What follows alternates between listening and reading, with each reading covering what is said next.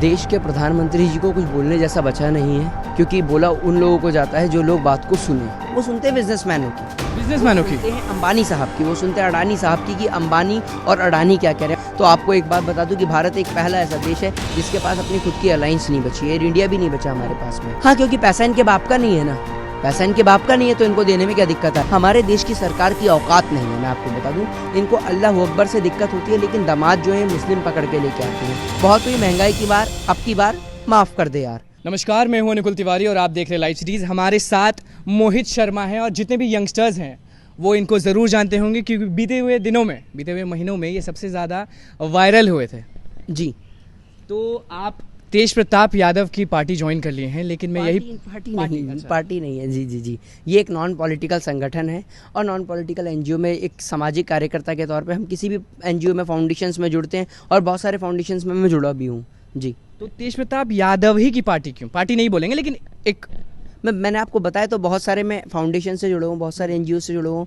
तो ये भी इनकी एक संस्था है, एक एनजीओ है जिसमें हम जुड़े हैं। अगर आप बनाएंगे तो आपके साथ भी जुड़ेंगे। सबके साथ मोहित शर्मा जुड़ते हैं? बिल्कुल, निश्चित तौर पर। जो लोग देश के अंदर छात्रों की आवाज़ उठाते हैं, किसानों की आवाज़ उठाते हैं, हम उनके साथ जुड़ते हैं और जुड़ने में कोई आपत्ति भी नहीं होती है।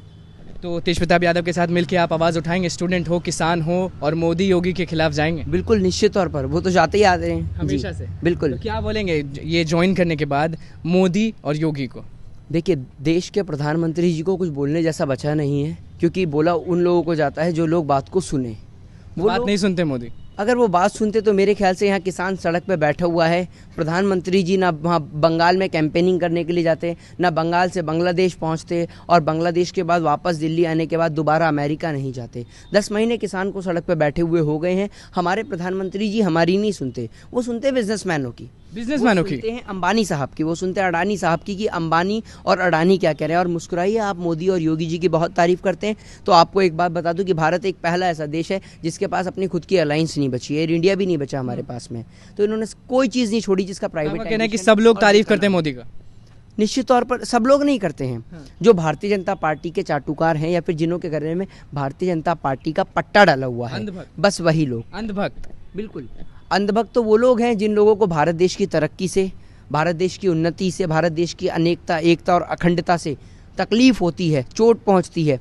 भारतीय जनता पार्टी के नेता ऐसे हैं जिनको अल्लाह अकबर से दिक्कत होती है, लेकिन दामाद जो है वो मुस्लिम पकड़। अल्लाह अकबर से मोदी को दिक्कत होती है? मोदी योगी दोनों को? नहीं, मोदी जी को, योगी जी को नहीं पता, मुझे पूरी बीजेपी के बारे में कह रहा हूँ मैं। इनको, हाँ बिल्कुल, इनको अल्लाह अकबर से दिक्कत होती है, लेकिन दामाद जो है मुस्लिम पकड़ के लेके आते हैं। अभी एक परमहंस हैं, संत परमहंस, उन्होंने समाधि लेने की बात करी थी, आपने सुना भी होगा, बहुत ट्रेंड रहा वो सोशल मीडिया पे। तो हम उनके लिए भी यही कहना चाहते हैं कि आप ठीक है हिंदू राष्ट्र बनाने की बात करते हैं, लेकिन पहले भारतीय जनता पार्टी के नेताओं से तो पूछ लीजिए जिन्होंने दामाद मुस्लिम पकड़ के लाए हुए हैं। मुख्तार अब्बास नकवी, शाहनवाज हुसैन, अशोक सिंघल, पूजा नकवी, ठीक है, और लाल कृष्ण आडवाणी, मुरली मनोहर जोशी, इनसे पूछ लीजिए एक बार, उसके बाद आप बताइएगा हमें। तो इनको अल्लाह अकबर से दिक्कत है, लेकिन दामाद मुस्लिम पकड़ के लाए तो कोई दिक्कत नहीं। लगता है इस बार अब योगी की सरकार बनेगी या अब हटेगी? एक बात, पहली बात आप मुझे बताइए, योगी कहाँ से हैं? वो किस एंगल से आपको योगी लगते हैं, किस स्ट्रक्चर से वो आपको योगी लगते हैं? बताइए।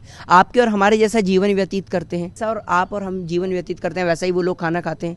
जैसे हम घर में रहते हैं वैसे ही वो भी घर में रहते हैं। बट एक आम आदमी विधानसभा में नहीं पहुंचता तो विधानसभा में भी पहुंचते हैं, मेंबर ऑफ पार्लियामेंट में पहुंचते हैं, सदन में भी पहुंचते हैं, एमएलसी बन के भी पहुंचते हैं। तो भैया उनमें और हम में बहुत डिफरेंस है, समझ रहे हैं? वो योगी नहीं है, कोई योगी नहीं है वो। योगी क्या, कल को अगर भगवा वस्त्र धारण कर लेंगे तो आपको योगी थोड़ी बुलाया जाएगा भाई। वो उनका नाम है अजय सिंह बिष्ट। और जो आदमी राजनीति में आ गया, जिस आदमी को बहन बेटियों के बलात्कार से कोई फर्क नहीं पड़ता, जिस आदमी को लखीमपुर खीरी में उसके राज्य में किसान शहीद हो गए, कोई फर्क नहीं पड़ता, जिस आदमी को 10 साफ तौर पे कहना है कि किसानों के साथ कुछ भी हो जाए ये सरकार को कोई फर्क नहीं पड़ता है। कोई फर्क नहीं पड़ता। सरकार सिर्फ मामले ढकने का काम करती है। सरकार ने एक नया ट्रेंड जारी करा है, इसको ट्रेंड कहेंगे आप। ये ट्रेंड है मुआवजा ट्रेंड। मुआवजा ट्रेंड बोलेंगे? बिल्कुल, मुआवजा ट्रेंड ये कि करनाल में कुछ हो तो ट्रेंड, वो मुआवजा दे दो।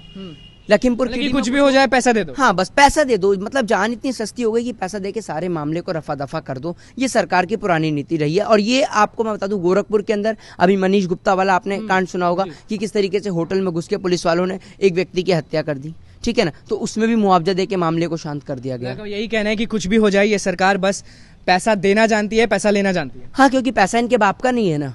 पैसा इनके बाप का नहीं है तो इनको देने में क्या दिक्कत आ रही है? पैसा तो इस देश की गरीब जनता का है, जो आप और हम जो टैक्स पे करते हैं। एक मोबाइल फोन खरीदते हैं तो उस पर भी आप लिखा हमेशा होता है। विरोध करते आए हैं ये लोग का, मतलब कि ये पार्टी का, बीजेपी का हमेशा विरोध करते आए हैं। सबसे बड़ा मकसद अब क्या रहेगा आपका? सबसे बड़ा क्योंकि आगे होता है ना कि हम नहीं चाहते हम अपने देश के अंदर विरोध करें। हम तो विरोध करना चाहते हैं पाकिस्तान का। हम लड़ाई लड़ना पाकिस्तान चाहते हैं चीन से, हम लड़ाई लड़ना चाहते हैं अमेरिका से, और वो लड़ाई लड़ना चाहते हैं हथियारों की नहीं, हम लड़ाई लड़ना चाहते हैं उनसे आगे निकलने की, कि हमारी अच्छा, कंट्री कैसे डेवलप लड़ाई नहीं, जान नहीं लेना है, बस आगे बढ़ना। हम ये चाहते हैं कि हमारी कंट्री कैसे डेवलप हो। लेकिन हम क्या करें कि हमारे देश की कुर्सी पर कुछ ऐसे नेता विराजमान हो गए कि हम पहले उनसे ही निपट लें, उसके बाद चाइना पाकिस्तान से निपटेंगे। हमारे देश की सरकार की औकात नहीं है। मैं आपको बता दूं कि सरकार की औकात नहीं है कि वो पाकिस्तान पे डंडे चलाए और चाइना पे डंडे चलाए। वो डंडे चलाती है हमारे देश के किसानों पर। किसानों पे बिल्कुल। जाते जाते क्या बोलना चाहेंगे मोहित शर्मा आप हमें? हम पटना आए हैं जी। पहली बार आए हैं पटना? देखिए, मैं आपको बता दूं कि बिहार तो एक ऐतिहासिक भूमि है। बिहार गुरु गोविंद सिंह की जन्मस्थली है, भगवान महावीर की जन्मस्थली है, गौतम बुद्ध की ज्ञान स्थली है, और यहाँ पर मैं आपको बता दूं कि यहाँ पर सबसे बड़ी लाइब्रेरी भी है। तो बिहार तो एक अपने आप में एक ऐतिहासिक भूमि है। लेकिन दुर्भाग्य इस बिहार का ये भी है कि लोग बिहार से दिल्ली काम करने जाते हैं, लोग बिहार से मुंबई काम करने जाते हैं, लोग बिहार से तमाम राज्यों में जाते हैं। लेकिन होना ये चाहिए था कि लोग वहाँ से यहाँ पर आएँ, क्योंकि अगर टूरिस्ट के लिहाज से देखें तो यहाँ पर सरकार को खरबों रुपए की कमाई सालाना हो सकती है। लेकिन सरकार क्या करती है? सरकार को अपने बच्चों के ऊपर खर्च करने से फुर्सत नहीं है, सरकार को अपने ऊपर खर्च करने से फुर्सत नहीं है, सरकार को अपने नेताओं के ऊपर ऐशो आराम से फुर्सत नहीं है। तभी तो वो जनता के ऊपर खर्च करे, तभी तो पर्यटन पे खर्च करे, आम जनता के लिए खर्च करे। तो छात्र जनशक्ति परिषद में आप आए हैं, इसको पार्टी नहीं बोलेंगे आप, इसको क्या बोले थे? प्लेटफॉर्म? जी हाँ, एक ये एनजीओ है, NGO नॉन पॉलिटिकल प्लेटफॉर्म। जी छात्र की शक्ति बनेंगे मोहित शर्मा? देखिए, छात्र की शक्ति क्या, छात्र अपने आप में एक सबसे बड़ी शक्ति है। छात्र अपने आप में एक शक्ति है, वो इसलिए है क्योंकि छात्र निर्धारित करता है अपने देश का भविष्य, कि आने वाला समय क्या होगा। हमारे देश के अंदर बहुत सारे छात्र बन के निकलते हैं, कोई MBBS बन के निकलता है, कोई साइंटिस्ट बन के निकलता है, कोई कुछ बन के निकलता है, कोई एडवोकेट बन के निकलता है। तो ये एक बहुत बड़ा प्लेटफॉर्म है। मैं आपको बताऊं कि छात्र जो हैं वो जो पढ़ते हैं, लेकिन आज जो छात्रों के साथ अन्याय हो रहा है, आप देख लीजिए। आपको बुरा तो बहुत लगता होगा, आप यंगस्टर्स हैं, आपको खुद आपके आंखों के सामने बहुत बार लाठियां चली हैं, तो आपको बुरा तो बहुत लगता होगा। देखिए, बुरा क्यों नहीं लगेगा? हमारे देश के अंदर हमारे देश के लोगों के ऊपर अगर लाठी चलेगी तो बुरा तो बहुत लगेगा, और किसान के ऊपर गाड़ी चढ़ेगी तो उससे तो और भी ज़्यादा बुरा लगेगा।